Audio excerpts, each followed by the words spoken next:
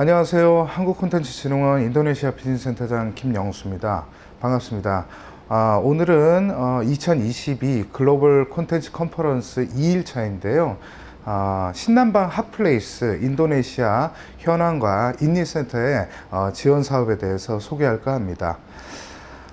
오늘 국내 여러 콘텐츠 기업 관계자분들에게 소개해 드릴 내용은요, 글로벌 경제 트렌드, 인도네시아 국가 개발 및 산업 동향, 그리고 저희 콘진원과 인니센터의 2022년 지원 사업에 대해 말씀드리려 합니다. 첫 번째, 2022 글로벌 경제 트렌드입니다. 다른 산업 분야도 마찬가지겠지만 특히 콘텐츠 산업은 글로벌 경제와 경기 흐름에 매우 큰 영향을 받는 그런 후행적 성격의 산업입니다. 때문에 글로벌 경제의 흐름과 추이를 반드시 알아볼 필요가 있겠습니다. 잘 아시겠지만 지난 2년 동안 전 세계인들은 코로나로 매우 힘든 시간을 보냈고요. 지금도 팬데믹 장기화로 여러 국가에서 어려움을 겪고 있습니다. 한국을 비롯하여 이곳 인도네시아도 오미크론 변이로 인해 재유행이 확산되는 그런 양상인데요. 그럼에도 불구하고 각국의 위드 코로나 시행으로 IMF는 물론 여러 언론과 조사기관에서는 올해 바로 2022년에는 글로벌 경제가 성장 기조로 전환될 것이라는 조심스러운 전망을 내놓고 있습니다. 자, 보시는 왼쪽 그래프는요, 전 세계 경제 성장률 추이를 보여주고 있습니다. 지난 2009년 글로벌 금융 위기를 제외하고 글로벌 경제는 10년간 평균 3.2%의 성장률을 나타냈습니다. 그러나 20년 들어서는 마이너스 3.1%라는 역성장을 기록을 했고요. 반면에 21년 들어서는 5.9%라는 이제 양적 성장을 했고, 올해는 4.4%의 경제 성장률이 예상이 됩니다. 뿐만 아니라 경제경영연구센터 CRB 발표에 따르면 2036년 인도네시아는 세계 8위의 경제 대국으로 성장할 것이라는 전망을 내놓은 바 있습니다. 이렇듯 인도네시아는 전 세계가 주목하는 성장 모멘텀을 보유한 동남아 중심 국가이기도 합니다. 자, 콘텐츠 산업 분야의 긍정적 전망도 이어졌는데요. 올해 박스 오피스 매출은 전년 대비 58% 성장이 예상되고 있고요. 글로벌 OTT 서비스인 넷플릭스도 170억 달러에 달하는 투자 의향을 밝힌 바 있습니다. 또한 비대면 온라인 시대에 게임 시장의 성장도 두드러졌다라고 말씀드릴 수가 있겠습니다. 이렇듯 글로벌 경제 성장 기조에도 세 가지 불청객, 즉 세 가지 위험 요인을 여전히 안고 살아가야 하는 시기라 고민이 많은데요. 첫 번째는 바로 코로나 유행이 지속될 것이라는 것입니다. 미국을 비롯하여 한국 그리고 독일 등의 백신 접종 완료율이 증가하고 있습니다만 돌파 감염이 속출하고 있고요. 반면에 중증화율이 낮은 점은 다행스러운 부분이 아닐 수 없습니다.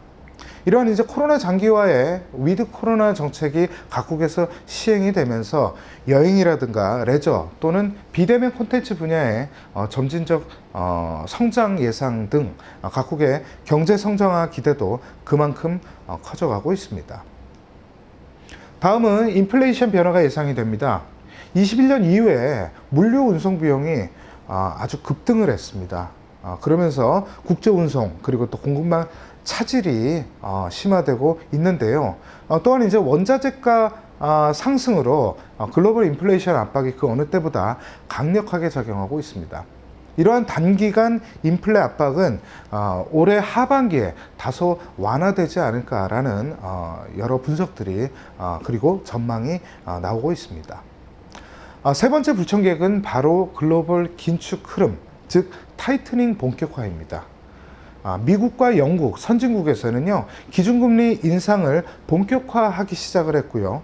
이로 인한 이제 물가 상승은 곧 우리나라를 비롯한 여러 국가들의 금리 인상으로 이어지고 있습니다. 이런 금리 인상은 글로벌 경제 성장률과 금융시장의 불확실성을 높이는 주요 요인으로 작용하고 있습니다. 다음, 올해는 인도네시아가 매우 의미 있는 한 해가 될 텐데요. 바로 G20 서밋이 이곳 인도네시아 발리에서 개최된다는 것입니다. 의장국 자격인 인도네시아는 Recover Together, Recover Stronger 이라는 캐치프레이즈를 내세우고 있는데요. 포스트 코로나 시대의 경제와 사회 회복은 물론 G20 회원국들 간 상호 연계성 강화를 천명하고 있습니다. 특히 우리나라도 새 정부 출범 이후 첫 국제 행사인 만큼 한국과 인도네시아 간 민관 교류가 활발해질 것으로 예상이 됩니다. 자, 그럼 이제 인도네시아 경제 이슈를 짚어보겠습니다. 인도네시아도 20년, 21년에 걸쳐 코로나로 인해 유례를 찾아보기 힘들 만큼 어려운 시간을 보냈습니다. 지난 20년간 인도네시아 GDP는 연평균 5%대 전후에 완만한 성장을 기록을 했는데요.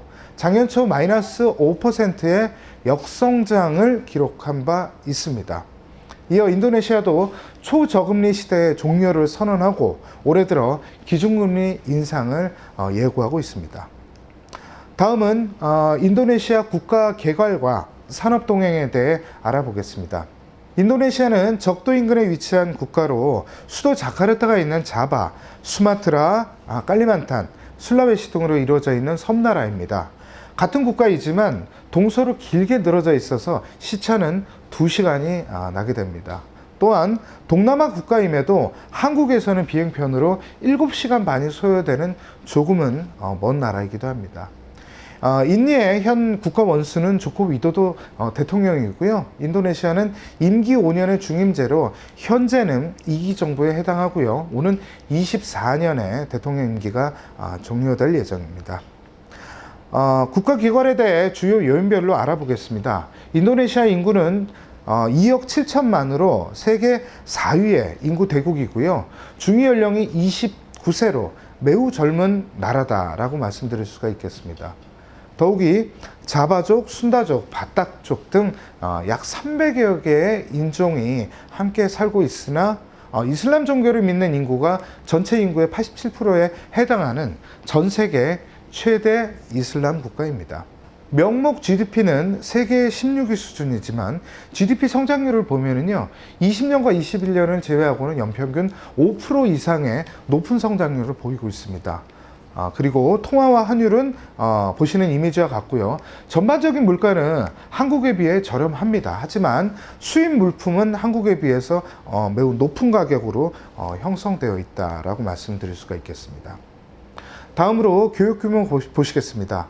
자원대국인 인도네시아는 수출 규모가 수입 규모보다 높은 경상 흑자 기조를 보이고 있습니다. 하지만 수출 품목의 대부분이 원자재 수출 품목이 많아서 부가가치가 그리 높지는 않습니다. 때문에 인도네시아 정부에서는 2차 가공 상품의 수출을 전략적으로 독려하고 있는 그런 상황입니다. 그리고 이제 우리나라와의 인적 교류는 연평균 30만 명 내외로 동남아 국가 중에는 다소 높은 편이다라고 말씀드릴 수가 있겠습니다. 다음으로 산업 통계를 보시겠습니다. 지금 왼편에 보이시는 구분을 보게 되면은 B2B 그리고 도서 출판, 방송, OTT, 인터넷 접속, 신문 잡지, 5개 광고 등의 구분으로 되어 있는데요. 인도네시아 전체 콘텐츠 등 엔터테인먼트 시장 규모는 21년 기준하여 209억 2200만 달러 수준입니다. 그리고 2024년까지 연평균 5.6%의 성장이 예상이 되고요. 여러 분야 중에서는 인터넷 접속 시장 규모가 가장 큰 것으로 나타났고요. 이어서 인터넷 광고, 신문 잡지, TV 광고 순이었습니다. 그리고 24년까지 여러 분야 중에서 성장률이 가장 높을 것으로 예상되는 분야는 바로 OTT 시장이고요. 그 OTT 시장 외에도 게임 시장의 성장세도 매우 높을 것으로 전망이 됩니다. 네, 다음은 인도네시아 콘텐츠 산업 중 최근 산업 동향에 대해서 소개해 드리겠습니다. 첫 번째, 아웃소싱 중심 성장의 애니메이션 산업입니다. 인도네시아 애니메이션 산업은 과거 단순 배급과 그리고 유통의 시장 메커니즘에서 이제는 아웃소싱 형태, 즉 공동 제작 수급을 통한 시장으로 변모하고 있습니다. 아직까지 독자 애니메이션 기획이라든가 기술 개발 비중은 크지는 않습니다. 하지만 낮은 인건비를 바탕으로 외주 형태의 애니메이션 제작 작업 비중이 크게 증가하고 있고요. 때문에 한국 애니메이션 제작사와의 협업도 활발히 전개되고 있습니다. 더불어 영유아층에 굉장히 많은 영유아층이 많은 인도네시아는 TV 그리고 극장용 애니메이션 그 밖에 유튜브라든가 OTT 등의 이런 유통 채널 증가와 함께 애니메이션 수요도 급증하고 있다라고 말씀드릴 수가 있겠습니다. 두 번째는 인도네시아가 동남아 최대 모바일 게임 시장이라는 점입니다. 2021년 기준 인도네시아 전체 게임 시장 규모는 약 10억 5천만 달러로 온라인 PC 게임 성장은 다소 주춤합니다. 하지만 모바일 게임이 전체 인도네시아 게임 시장을 견인하는 그런 이제 양상을 보이고 있습니다. 또한 전체 스마트폰 이용자 중에서 안드로이드 플랫폼을 이용하는 비중이 약 90%에 달해서요. 자연스럽게 안드로이드 모바일 게임을 많이들 이용하고 있습니다. 사실 과거 5년 전만 하더라도 우리나라 게임이 인기가 매우 인도네시아에서는 매우 높았거든요. 그래서 국내 게임 유통기업이 현지에 공격적으로 진출하기도 했는데 지금은 사실 매출 상위 10위 내에 중국 게임이 약 8개를 차지할 만큼 중국 게임이 큰 인기를 끌고 있습니다. 올해는 한국의 우수한 게임들이 인도네시아로 많이 진출해서 옛 명성을 되찾았으면 하는 바람입니다. 자, 다음은 인터넷 보급 활성화에 따른 OTT 시장 확대인데요.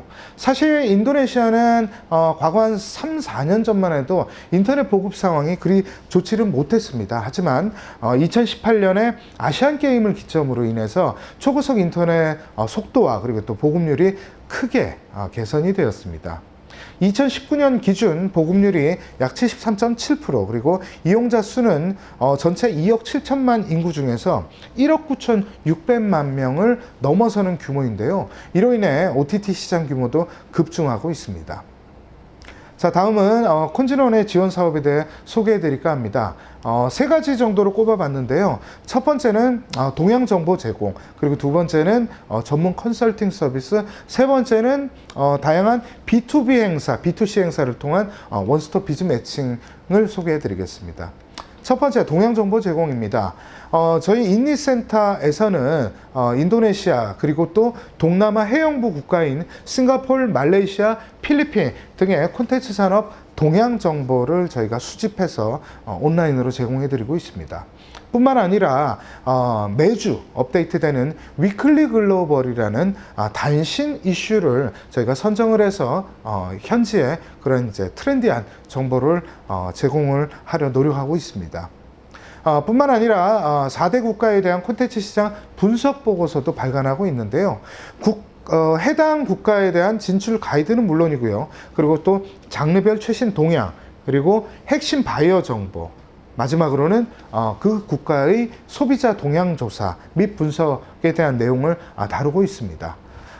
자, 다음 두 번째는 저희가 전문 컨설팅 서비스를 제공을 하고 있는데요. 물론 저희 인니센터의 현지 직원과 그리고 제가 여러분들의 현지 진출을 기본적으로는 도와드리긴 합니다만 특정 세무라든가 재무 그리고 법률 이런 부분에 대해서는 저희가 인니센터 자체의 자문위원회를 운영을 하고 있습니다. 그래서 법률과 조세, 장르별 해외 진출 전략 등에 대한 이런 이제 심층 컨설팅 서비스를 무료로 제공해 드리고 있습니다. 그렇기 때문에 현지 진출에 따른 기본적인 1차적인 마케팅에서부터 시작해서 현지에 본격 진출해서 법인 설립을 세우고 또는 콘텐츠 양국 간 거래에 있어서 계약서에 대한 이제 뭐 궁금한 사항이라든가 이런 부분도 저희가 무료로 컨설팅 서비스를 제공하고 있으니까요. 많은 이용을 부탁을 드리겠습니다. 자, 마지막으로 세 번째는 원스톱 비즈 매칭입니다. 작년 한 해 동안은 사실 코로나로 인해 가지고 오프라인에서 이 한국 셀러와 인니 바이어 간의 이런 이제 비즈 매칭을 이제 소화를 하기가 매우 어려운 환경이었습니다. 그래서 작년에는 거의 대부분 저희가 온라인 비즈 매칭으로 매칭을 해드리고 비즈 상담이 이루어졌는데요. 작년 한 해 저희 인니센터의 행사를 통한 그 비즈 매칭 건수가 약 419건 정도가 됩니다. 예, 그래서 올해도 당분간은 어찌됐건 온라인 비즈 매칭을 지원을 해드릴 예정인데요. 올해 3월에 저희가 한인니 K 콘텐츠 비즈 위크를 또다시 계획을 하고 있습니다. 해당 분야는 애니메이션과 캐릭터 라이선싱 그리고 게임 분야의 비즈 매칭을 좀 저희가 지원을 해드릴 생각이고요. 이 밖에 신남방 K 콘텐츠 엑스포 그리고 본원 방송산업팀과의 협력으로 국제방송 영상 마켓 그리고 게임 산업팀과 이츠게임 아시아 그리고 음악 패션 산업팀과 자카르타 패션 위크 등의 행사를 지원을 하고 있고요. 특히 인도네시아 비즈니스 센터는 올해 K브랜드 해외 홍보관이라는 그 물리적 공간을 조성을 준비를 하고 있습니다. 이 공간에서는 K 콘텐츠 외에도 K 뷰티 그리고 K 푸드 등등 여러 이 연관 산업과의 그 홍보 강화를 위해서 저희가 준비를 하고 있으니까요. 많은 관심 부탁드리겠습니다. 자, 오늘 저희가 발표해드릴 부분은 여기까지고요. 저희 인니센터는 언제든 문이 열려 있습니다. 편하게 연락 주시고 하신다면 저희가 우리 한국 콘텐츠 기업의 현지 진출을 적극 지원토록 하겠습니다. 감사합니다.